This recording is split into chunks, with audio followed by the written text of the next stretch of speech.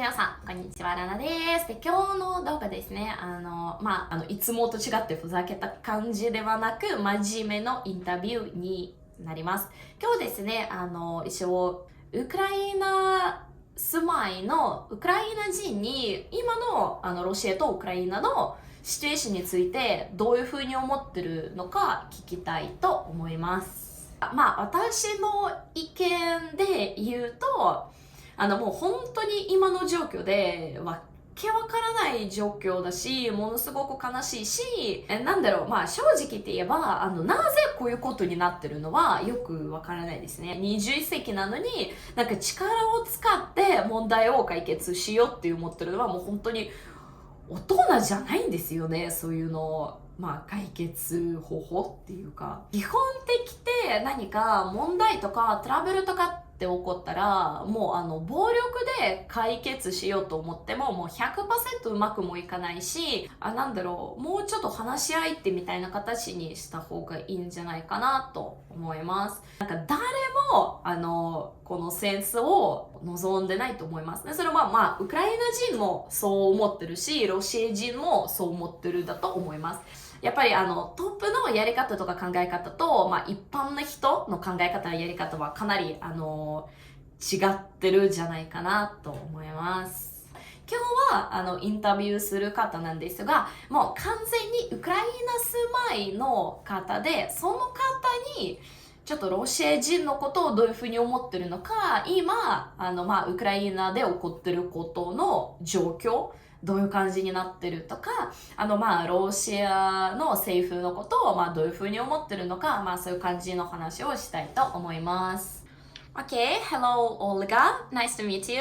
I'm so happy that you decide to join this conversation today. Okay, first of all, can you introduce yourself? Yeah, I'm a YouTube blogger. I have my own channel about Ukraine, and I'm talking about so many different things related to Ukraine. And for sure, the latest topic is all this stuff between Ukraine and Russia, and I'm dedicating a lot of videos to that as well. Okay, so you are Ukrainian, right? Yeah, I'm Ukrainian.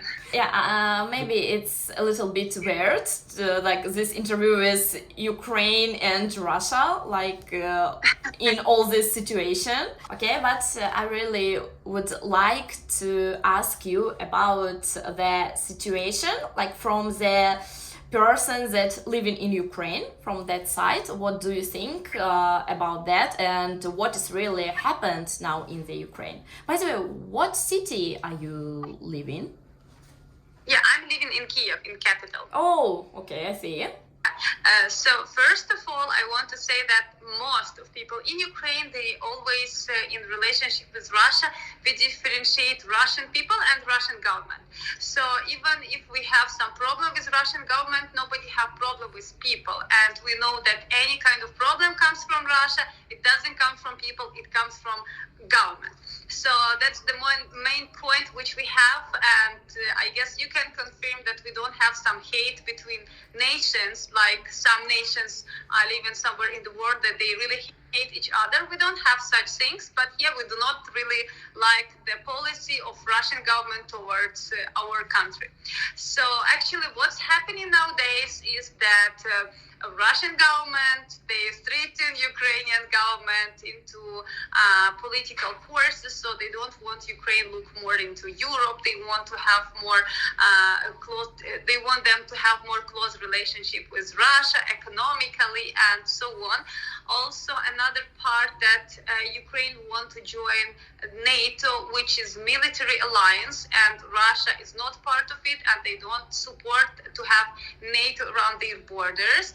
And there is so many other economical reasons why Russia actually see that they need to protect their interest, and that's why they actually making problems to Ukraine as we see it. And the situation now is in most of the parties Ukraine as it was, unlike that people talk about it so much, but nothing is happening physically. The only real actions which is happening is on the eastern part of Ukraine, which is close to Russian border, where Russia bring in their military and bring in their troops and announcing that this part of Ukraine is not anymore Ukraine, it's independent piece of the land, and they support it. I'm Russian, but maybe because I'm like live abroad, it's already for 10 years. I do not really understand the situation. Of course, like in the time of the Soviet Union, we was like all together, I think. But now that Ukraine is Ukraine and Russia is Russia, so I really not understand why now Russian government is saying that that part is not Ukraine, it's Russia. Like, what do you think about that? Actually, we have two things. Nowadays, there is actually part of Ukrainian territory, and Russia do not want them to be part of Russia. They just want to consider them as independent state, not part of Ukraine, not part of Russia, just independent piece of land. The interesting part in this actually that Crimea, for example, it was autonomical republic in the side of Ukraine. So even if you want to grab this territory, somehow you can find some justification why exactly this territory.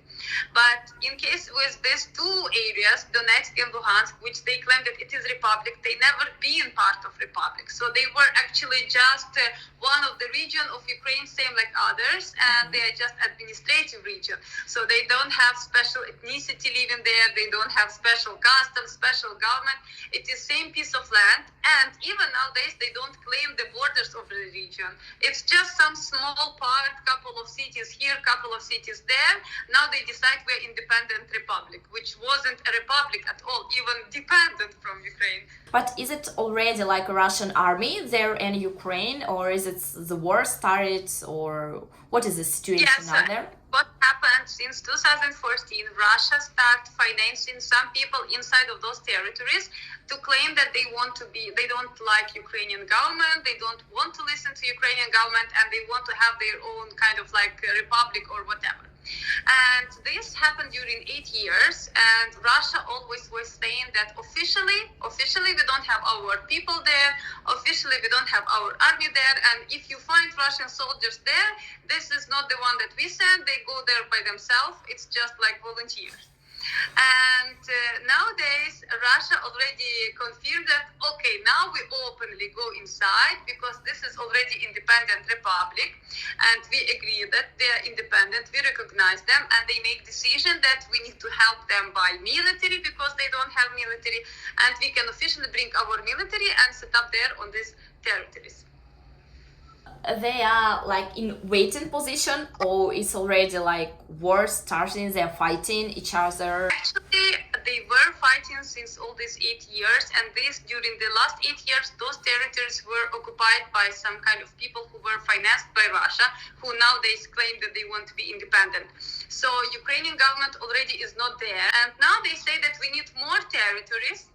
And if Ukrainian government will not submit these territories to us, we will fight for it. So this happens actually just 2 days back. So for now, nobody is fighting yet, but they officially say that we will fight for these territories if you will not leave them. Yeah. So actually, we have most of the part of Ukraine there is no war happening. So I guess many of those people, they are sure that the war will not come to them, so they are not afraid. And some people think that maybe war can come to them, and I guess they feel nervous, not so much in panic, but I'm sure they feel not comfortable with such ideas. And I guess the people who is on the border between Ukraine and actually this kind of republics, they are the most feeling scary because they are the one who will be next. And they know that Ukraine will be fighting for them, and they know that Russia will be fighting for them, and the civilians is the one who suffer the most. By the way, it's a little bit different question, I think, but Ukraine and Russia, it was like start from the Kiev. Our countries will start from the same part. Of course, I understand that Ukraine is a different country. Like Ukraine have like own Ukraine language, their own culture. But as for me, I don't feel so much difference. We like brothers, sisters, and like something like that. What the Ukrainian people think about this? Well, Ukrainian people think different, but I have my idea based on that. That yes, let's say we all come from the Kiev Rus, and we all started from there.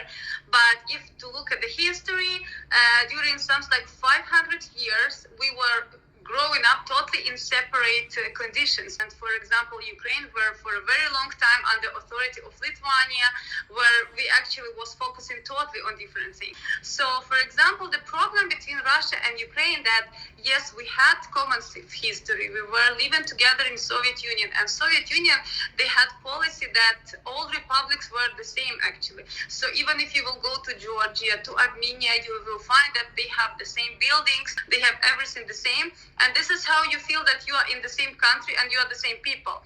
And the point is just Ukraine have its own way and its own values, what we want to develop, and Russia have their own values. And this is very fine. The problem comes when one country try to tell another country that you don't need to do what you want to do, you need to tell what I want to do. And this is from where the problem is starting. Okay, and yeah, I think it's a little bit strange question maybe, but what do you think about Putin? You know, it's not about what I'm thinking. He is the leader for his country and for his people. And for his country and for his people, you can say maybe there is some good things and there is some bad things in his politics towards his own country. But me as a Ukrainian, for sure, I by any means cannot say that I can support his policy towards our country, because he is by himself state that Ukrainians are not a nation, Ukraine is not a country, we are artificial country who created artificially, and we need to back to be dependent from Russia. For sure, such like I cannot by any means agree with such statement, and by any means I cannot say that yes, I support him in any kind of these ideas. Yeah, I'm Russian, but I'm also seeing the same way. Yeah, I really feel sorry about all the situation. Of course, like as you said before, the Russian people is the Russian people, and the Russian government is a very like different thing. And I also can't understand, well, like in 21st century, the war. Come on. So wars is always regard it's politicians fighting for their interests, and yeah, this is the most sad, because at the end civilians is the one who is dying, and even if all these people got grabbed to military, sent to another country, and he actually died for nothing. So it's always sad. Do you have something to say, like maybe for Japanese people or something like that? So actually Russia in this all kind of invasion, actually they help us to bring the world attention to Ukraine. And I just want to say that Ukraine is very big country. It's the biggest country in Europe. And if you really like to travel, you can come visit the country. We have great climate, we have great culture, we have very nice people, and I'm sure you will enjoy your trip. Okay, thank you so much for today's conversation, for this interview. Yeah, you're welcome. Thanks for inviting me for this interview. はい。じゃあ皆さん、今日最後まで見てくれてありがとうございます。で、オルガさんですね、自分のチャンネルで、英語のチャンネルになりますが、ウクライナについて、現在の状況だったりとか、ウクライナ人にインタビューを取ったりとか、いろんな面白い動画がありますので、もし興味があったら、そちらの方にもぜひ登録してあげてください。じゃあ、今日は最後まで見てくれて本当にありがとうございます。じゃあねー。